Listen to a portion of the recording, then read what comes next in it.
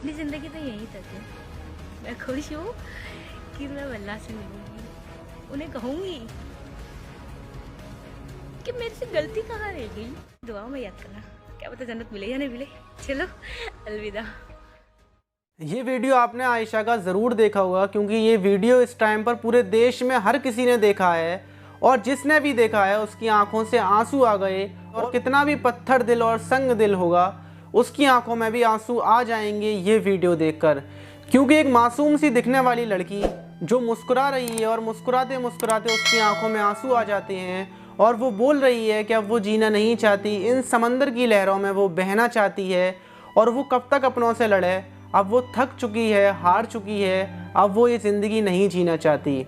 उसके बाद आयशा ने अपने घर पर फ़ोन किया, अपने मम्मी पापा को फ़ोन किया, और उनसे रो रो कर जो उसे बोलना था वो उसने बोला। लेकिन सबसे बड़ा सवाल कि एक मुस्कुराती हुई एक मासूम सी लड़की, उसकी ज़िंदगी में ऐसा क्या हुआ कि वो ज़िंदगी जीने की तमन्ना छोड़ बैठी और उसने ये कदम उठा लिया। कि ज़िंदगी कैसे बदल गई, और उसकी पूरी ज़िंदगी बचपन से लेकर आखिर तक, और उसके क्या क्या सपने थे, वो आज हम इस वीडियो में जानने वाले हैं। और आपको भी जानना बहुत ज़रूरी है, जिस लड़की ने सुसाइड किया आखिर उसकी ज़िंदगी थी कैसी, ये जानना बहुत ज़रूरी है। और शायद पूरी कहानी सुनने के बाद आपको और ज़्यादा दुख हो और रात को नींद ना आए। तो चलते हैं और जानते हैं आयशा की ज़िंदगी के बारे में। अहमदाबाद की रहने वाली थी आयशा। 1986 में पैदा हुई। आयशा के 2 भाई, 1 बहन, और आयशा के पापा का नाम लियाकत, जो पेशे से टेलर हैं, और इन लोगों की फैमिली मिडिल क्लास। और आयशा की बहन दोनों कॉलेज जाया करते थे। आयशा ने हाई स्कूल किया। आयशा की मम्मी का कहना था कि आयशा बचपन से ही शरारती, नटखट, मजाक करने वाली, हर जगह पर वो मजाक किया करती थी और हमेशा खुश रहा करती थी, अपने दोस्तों के साथ पार्टी करना, घूमना। और आयशा पीएचडी करना चाहती थी और उसका सपना प्रोफेसर बनने का था।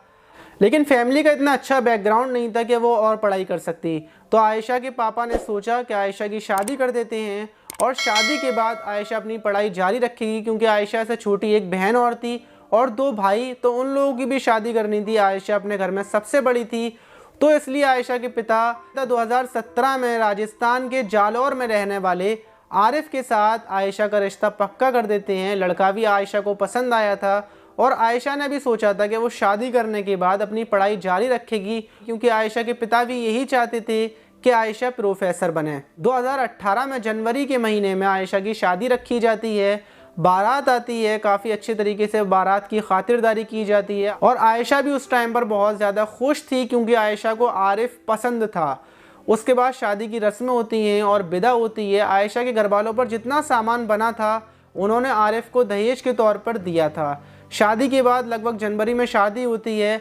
अगस्त तक, जब अगस्त आता है, पूरा साल पूरा नहीं हो पाता, आरिफ आयशा से लड़ना स्टार्ट कर देता है। लड़ाई छोटी मोटी होती है और वो बढ़ने लगती है, लेकिन अगस्त के महीने में लड़ाई इतनी बढ़ जाती है कि आरिफ बोलता है कि तुम दहेज में कुछ भी लेकर नहीं आई हो, तुम वापस चली जाओ, मैं तुम्हें नहीं रख सकता। आयशा को ले जाता है और अहमदाबाद आकर आयशा को छोड़कर वापस अपने घर चला जाता है। आयशा शादी होने के बाद भी वापस अपने घर पर अपने मम्मी पापा के साथ रह रही होती है। वो आरिफ को कई बार फ़ोन करती है और बोलती है कि वो उससे बहुत प्यार करती है, वो उसके बिना नहीं रह सकती। लेकिन आरिफ बोलता है कि तुम कुछ लेकर आओगी, मैं तभी तुम्हें लेने आऊँगा। क्योंकि आयशा के पापा टेलर थे, तो उनकी भी इतनी कमाई नहीं थी कि वो किसी की डिमांड को पूरा कर सकें।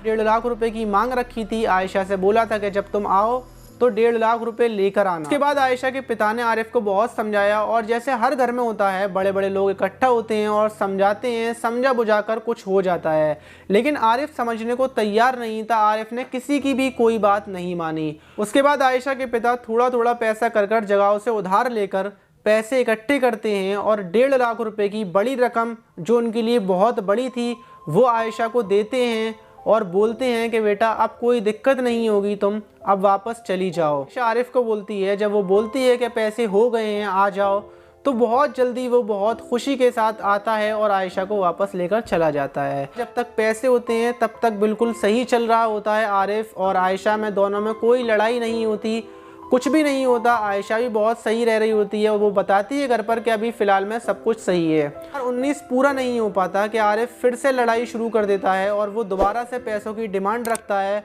वो बोलता है कि मुझे और पैसे चाहिए। आरिफ की फैमिली भी आयशा को टॉर्चर करना चालू कर देती है कि आरिफ को और पैसे चाहिए, दहेज तुम कुछ भी लेकर नहीं आई थी, 1.5 लाख रुपए क्या बड़ी रकम है, और पैसे चाहिए। फैमिली आरिफ से बोलती है कि अब आयशा को तुम वापस छोड़ाओ।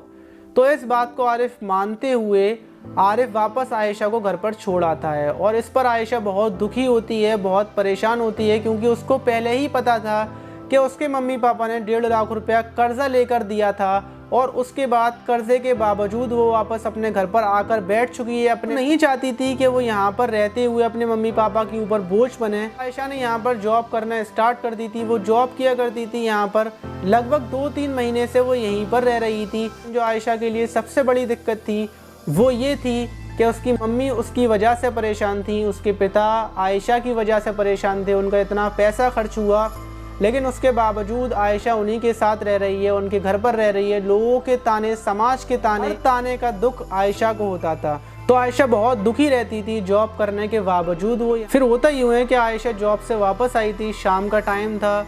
वो आरिफ को फ़ोन करती है, फ़ोन कर वो बोलती है कि वो उसको वापस आकर ले जाए, वो बहुत परेशान है। लेकिन आरिफ मना कर देता है। उस पर दोनों में बहस होती है। वो बोलती है कि वो मर जाएगी। आरिफ बोलता है बदले में कि ठीक है सुसाइड कर लेना, लेकिन मेरे ऊपर कोई इल्ज़ाम ना आए, वीडियो बनाकर पहले से ही भेज देना जिससे मेरे ऊपर कोई इल्ज़ाम ना आए, और जब सुसाइड करो तो एक वीडियो और शूट कर लेना, वो भी मेरे पास भेज देना। ये बात जाकर आयशा के दिल पर जाकर लग गई और वो वहीं टूट गई और उसको लगने लगा कि ज़िंदगी जीने का अब कोई मकसद नहीं है, कोई वजह नहीं है। उसने वीडियो में बोला कि एक तरफ़ा प्यार नहीं करना चाहिए, सिर्फ एक तरफ़ा प्यार की वजह है जो वो इस मोड़ पर खड़ी हुई है। शायद अगर वो चाहती तो वो शादी कर सकती थी दूसरी आरिफ से डिवोर्स लेने के बाद, लेकिन उसको लग रहा था कि अब ज़िंदगी जीने की कोई वजह नहीं है। उसके मम्मी पापा भी थे, भाई भी थे, लेकिन एक तरफ़ा प्यार की सबसे बड़ी वजह यही होती है कि पूरी दुनिया के होते हुए जब वो इंसान नहीं रहता तो ऐसा लगता है कि ज़िंदगी जीने की अब कोई वजह नहीं बची है। ऐसा ही उस टाइम पर आयशा को लग रहा था। उसके बाद आयशा लास्ट बार अपने मम्मी पापा को कॉल करती है और बहुत रोती है। आयशा के मम्मी पापा समझाते हैं, कसम देते हैं, सारी चीज़ें बोलते हैं। पापा बोलते हैं कि मैं भी सुसाइड कर लूँगा, लेकिन आयशा उस टाइम पर किसी की भी नहीं सुनती। वो बोल रही थी कि अब बस उसको बहना है, पानी में डूबना है, और वो जाना चाहती है, वो जीना नहीं चाहती। और आयशा फ़ोन कट करती है और आयशा पानी में कूद जाती है। उसके बाद आयशा की बॉडी को निकाला जाता है, उसकी जनाजे की नमाज होती है। आरिफ के ऊपर फ़िलहाल में केस चल रहा है। आयशा अब हमारे बीच नहीं है, आयशा जा चुकी है, लेकिन आयशा के जाने की वजह वो सब लोग हैं जो दहेज देते हैं और दहेज लेते हैं। अगर दहेज लेना और देना नहीं होता, इस पर कोई कानून होता, तो आज आयशा हमारे बीच होती और शायद वो भी अच्छे तरीके से ज़िंदगी गुजार रही होती जैसे और लोग गुजार रहे हैं। आप इस बारे में क्या बोलेंगे, कमेंट बॉक्स में ज़रूर बताइएगा।